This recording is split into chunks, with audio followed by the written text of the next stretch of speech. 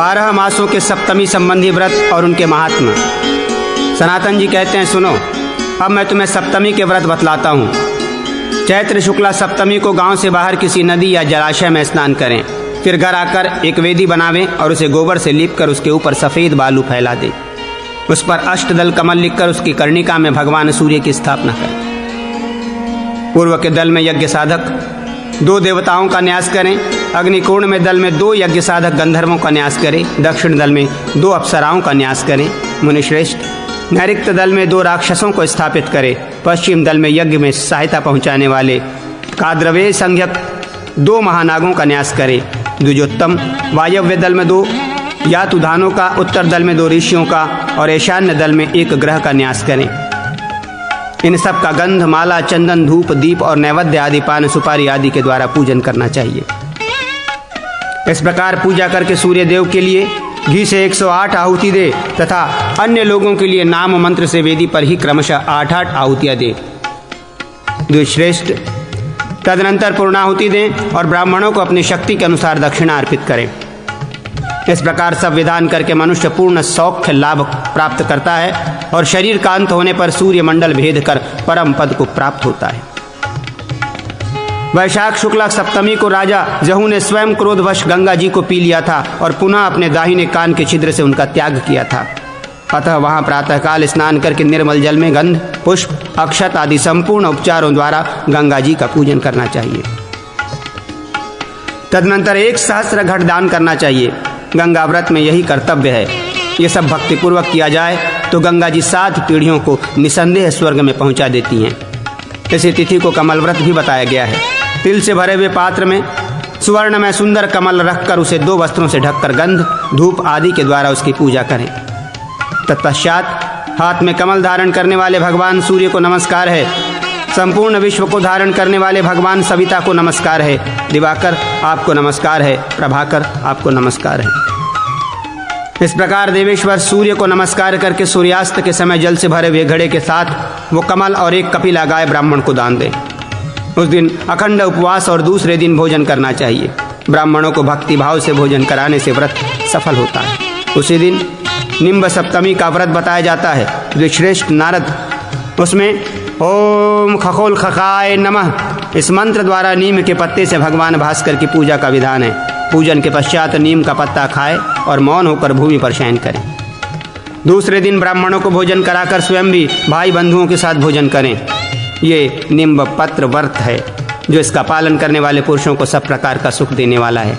इसी दिन शर्करा सप्तमी भी कही गई है। शर्करा सप्तमी अश्वमेघ यज्ञ का फल देने वाली, सब दुखों को शांत करने वाली और संतान परंपरा को बढ़ाने वाली है। इसमें शक्कर का दान करना, शक्कर खाना और खिलाना कर्तव्य है। यह व्रत भगवान सूर्य को विशेष प्रिय है। जो परम भक्ति भाव से इसका पालन करता है वो सद्गति को प्राप्त होता है। ज्येष्ठ शुक्ला सप्तमी को साक्षात भगवान सूर्य स्वरूप इंद्र उत्पन्न हुए हैं। ब्राह्मण जो उपवास पूर्वक जितेंद्रिय भाव से विधि विधान के साथ उनकी पूजा करता है वो देवराज इंद्र के प्रसाद से स्वर्गलोक में स्थान पाता है। विप्रेंद्र, आषाढ़ शुक्ला सप्तमी को विवस्वान नामक सूर्य प्रकट हुए थे। अतः उस तिथि में गंध, पुष्प आदि पृथक पृथक सामग्रियों द्वारा उनकी भली भांति पूजा करके मनुष्य भगवान सूर्य का सायुज्य प्राप्त कर लेता है। श्रावण शुक्ला सप्तमी को अव्यंग नामक शुभ व्रत करना चाहिए। इसमें सूर्य देव की पूजा के अंत में उनकी प्रसन्नता के लिए कपास के सूत का बना हुआ 4.5 हाथ का वस्त्र दान करना चाहिए। यह व्रत विशेष कल्याणकारी है। यदि यह सप्तमी हस्त नक्षत्र से युक्त हो तो पापनाशिनी कही गई है।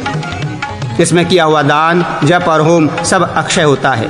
भाद्रपद शुक्ला सप्तमी को आमुक्ताभरण व्रत बतलाया गया है। इसमें उमा सहित भगवान महेश्वर की पूजा का विधान है। गंगा जल आदि षोडशोपचार से भगवान का पूजन, प्रार्थना और नमस्कार करके संपूर्ण कामनाओं की सिद्धि के लिए उनका विसर्जन करना चाहिए। इसी को फल सप्तमी भी कहते हैं। नारियल, बैगन, नारंगी, बिजौरा, नींबू, कुम्हड़ा, बनभटा और सुपारी, इन 7 फलों को महादेव जी के आगे रखकर 7 तंतुओं और 7 गांठों से युक्त एक डोरा भी चढ़ावे। फिर पराभक्ति से उनका पूजन करके उन्हें डोरे को स्त्री बाएं हाथ में बांध ले और पुरुष दाहिने हाथ में। जब तक वर्ष पूरा ना हो जाए तब तक उसे धारण किए रहे। 7 ब्राह्मणों को खीर भोजन कराकर उन्हें विदा करें। उसके बाद बुद्धिमान पुरुष व्रत की पूर्णता के लिए स्वयं भी भोजन करें। पहले बताए हुए 7 फल 7 ब्राह्मणों को देने चाहिए। विप्रव्रत इस प्रकार 7 वर्षों तक व्रत का पालन करके विधिवत उपासना करने पर व्रतधारी मनुष्य महादेव जी का सायुज्य प्राप्त कर लेता है। आश्विन के शुक्ल पक्ष में जो सप्तमी आती है उसे शुभ सप्तमी जाननी चाहिए। उसमें स्नान और पूजा करके तथा श्रेष्ठ ब्राह्मणों की आज्ञा ले व्रत का आरंभ करके कपिला गाय का पूजन एवं प्रार्थना करें। कल्याणी, मैं तुम्हारा दान करता हूँ, इससे साक्षात भगवान सूर्य प्रसन्न हो। तुम संपूर्ण जगत का पालन करो, क्योंकि धर्म से उत्पन्न हुई हो। ऐसा कहकर वेदवेत्ता ब्राह्मण को नमस्कार करके उसे गाय और दक्षिणा दें। ब्राह्मण फिर स्वयं पंचगव्य पान करके रहें।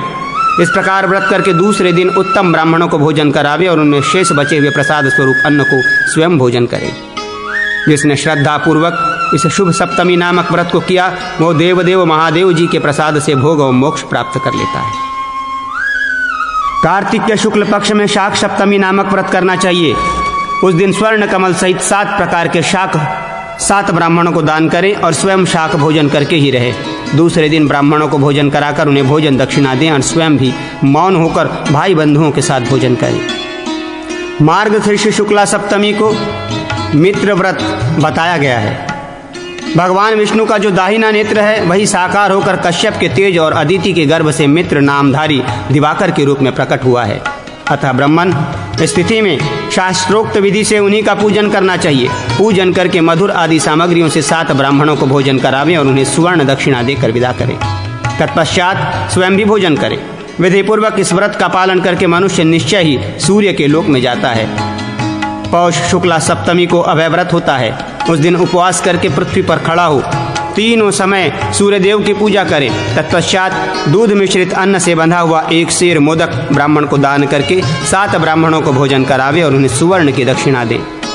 विदा करके उन्हें स्वयं भी भोजन करें। ये सबको अभय देने वाला माना गया है। दूसरे ब्राह्मण उसी दिन मार्तंड व्रत का उपदेश करते हैं। दोनों एक ही देवता होने के कारण विद्वानों ने उन्हें एक ही व्रत कहा है।